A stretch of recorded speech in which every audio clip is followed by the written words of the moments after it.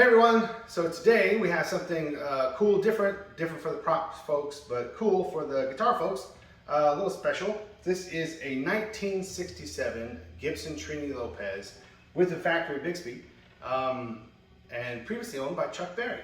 So a friend of mine who I've done some prop work for has some guitars and seen my guitar stuff, and he had this Trini Lopez that he bought from the guy who used to play with Chuck Berry.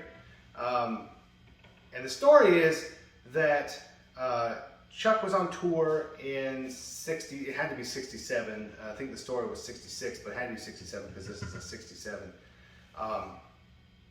Confirmed by someone at Gibson with the shipping ledger.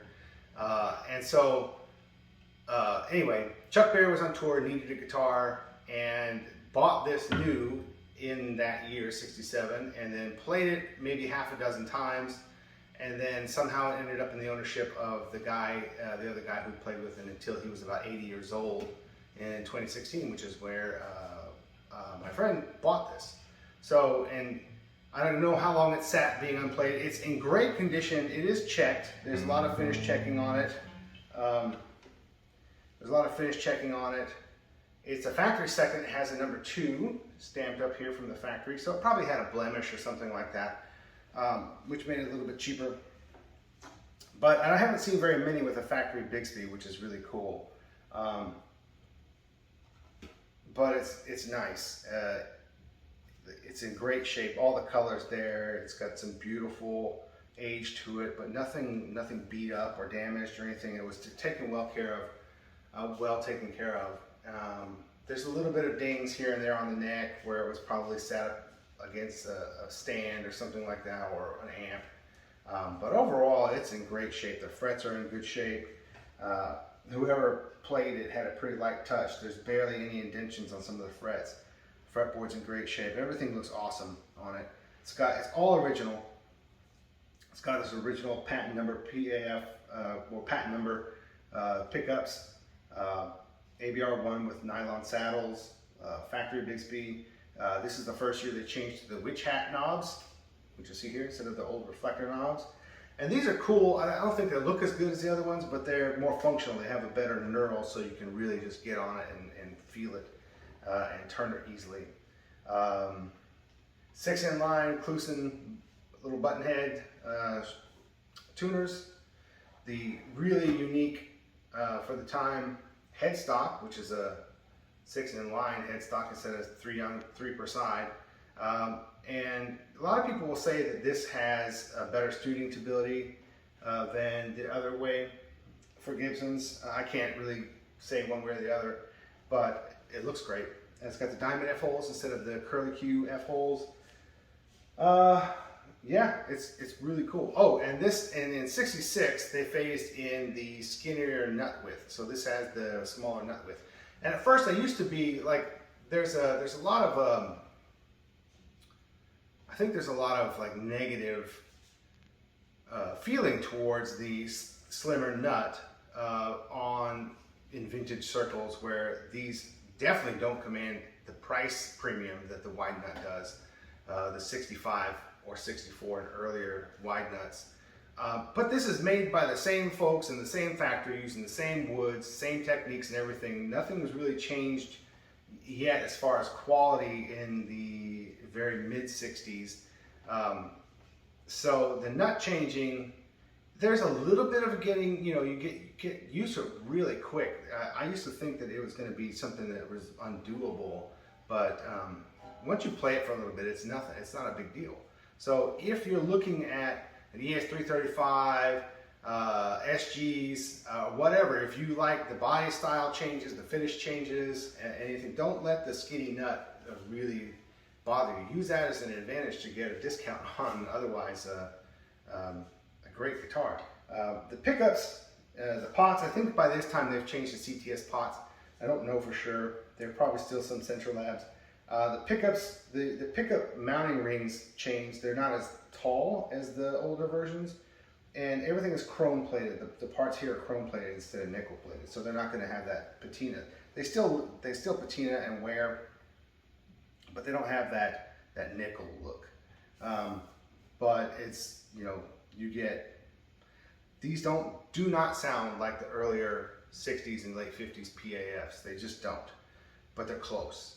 And for the money, I think if you're saving, you know, $5, $6, $7, $8,000 versus, you know, a 335 or something like that, with a wide nut and patent number PAFs, then man, this is the way to go. You get a vintage Gibson with all that mojo, the old wood, pretty cool. So anyway, the story of why I have this is he has owned this since 2016, I think he said, or 2018. And when it came to me, he was complaining that the pickups didn't work or the pots didn't work or something.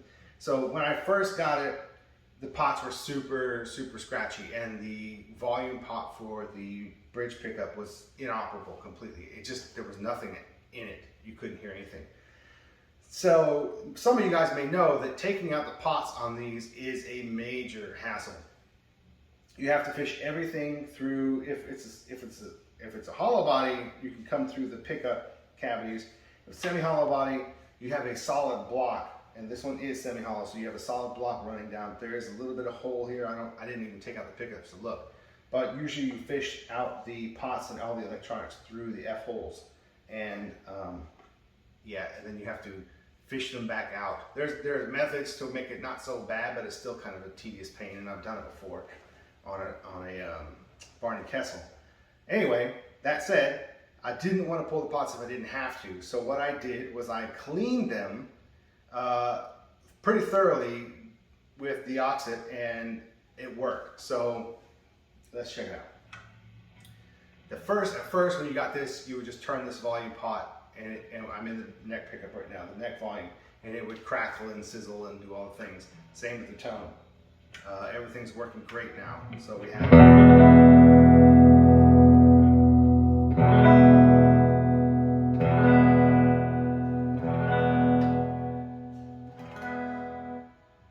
full range.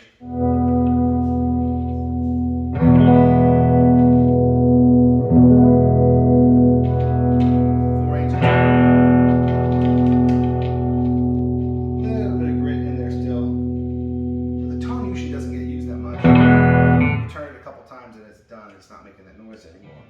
Let's go to middle. That crackle was my amp.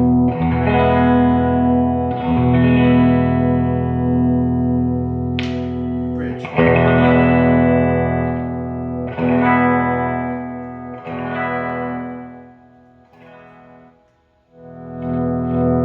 we have full range.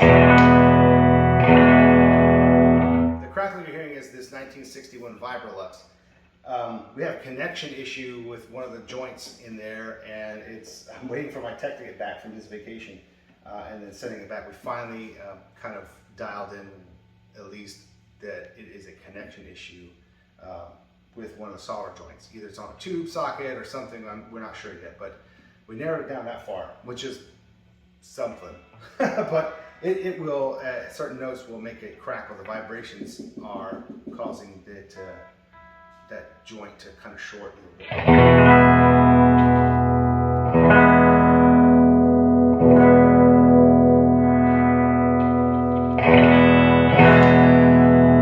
So we have fully functional pots now. Everything sounds good. I reset it up, put new strings on it because the strings on it were super old, rusty and everything. But new strings, new tins. Set it up, didn't need much really. I mean, the truss rod, I didn't even touch the truss rod. It was perfect. All I did was adjust the action, clean the pots, put new strings on. It's great. The nuts cut perfectly. All this is it's all great.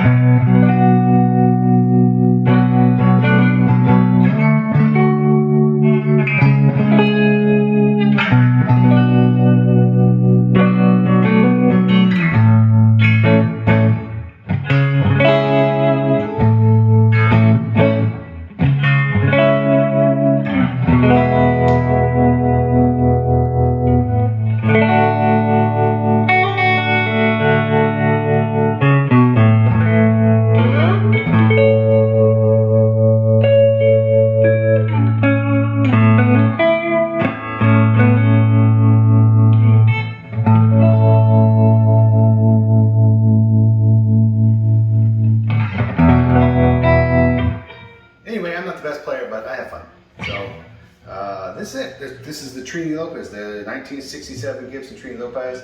A little bit of getting used to the nut width, a little bit of getting used to actually the fret height as well.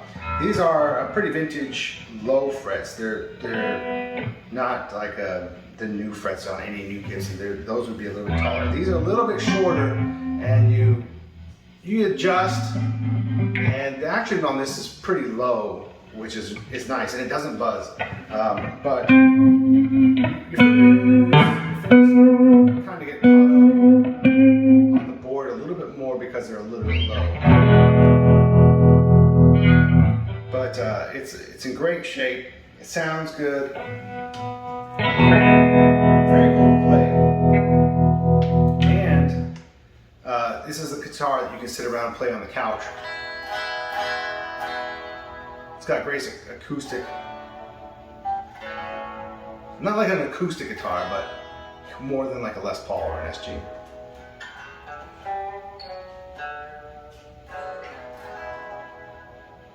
And I gotta say, the Bigsby stays in tune. It just doesn't go out of tune. It's great.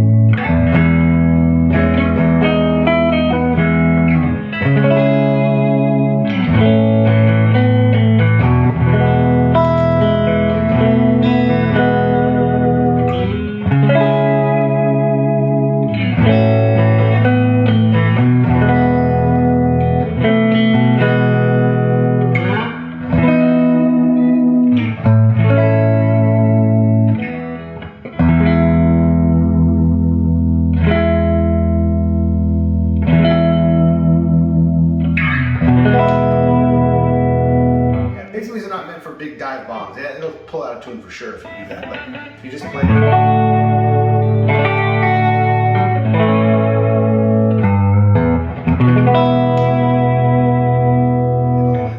it stays pretty. It's nice. So anyway, it's kind of a long video maybe. Hopefully the playing is okay, and anyway, I have fun. I enjoy it. I just like the sound of them. I like playing them. It's awesome. I'm getting better as I play.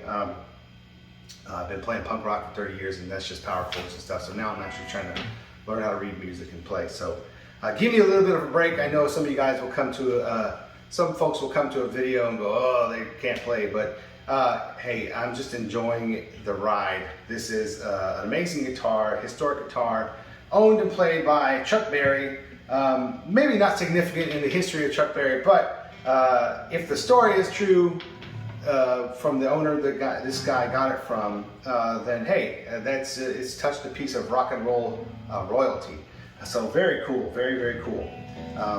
And Trini Lopez, the Trini Lopez model, made famous by Dave Grohl, but yeah, this is super cool. I love everything about the Trini Lopez over the 335. I love that it's got diamond F-holes. I love that it's got the split diamond inlays on the neck. I love the Firebird headstock, which I don't know if this was first or the Firebird was first. But anyway, super duper cool, man. This is a joy to be able to play and just have it in the house for a little while, taking care of it. So I'm gonna get it packed up and sent back to my friend, and then he can enjoy it. Thanks for watching.